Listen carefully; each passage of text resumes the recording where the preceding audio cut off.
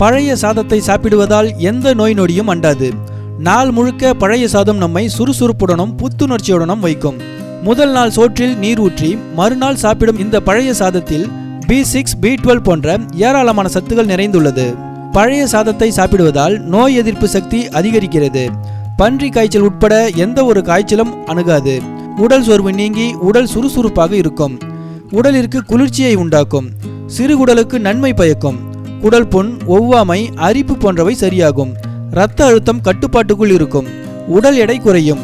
காலையில் சாப்பிடும் பழைய சாதத்தால் நண்பகல் வரை வேறு எந்த உணவையும் தேடாது. இது தவிரவும் உடலுக்கு, குறிப்பாக சிறுகுடலுக்கு நன்மை செய்யும் பாக்டீரியாக்கள் பெருகி நம் உணவு பாதையை ஆரோக்கியமாக வைத்திருக்கிறதாம்.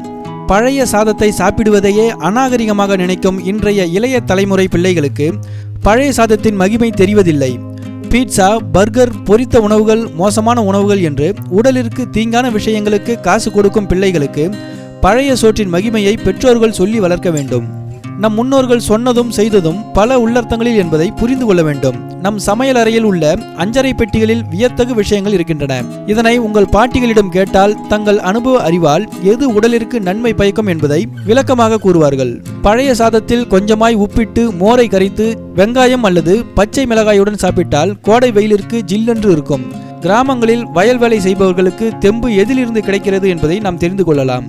உடல் உஷ்ணத்தை தடுக்கவும் கண்ட வியாதிகள் அண்டாமல் தவிர்க்கவும் பழைய சாதத்தை உண்ணுங்கள். எங்கள் நிகழ்ச்சிகள் உங்களுக்கு பிடித்திருந்தால் சப்ஸ்கிரைப் செய்யுங்கள். மிகவும் பிடித்திருந்தால் உங்கள் நண்பர்களுக்கும் ஷேர் செய்யுங்கள். நன்றி, வணக்கம்.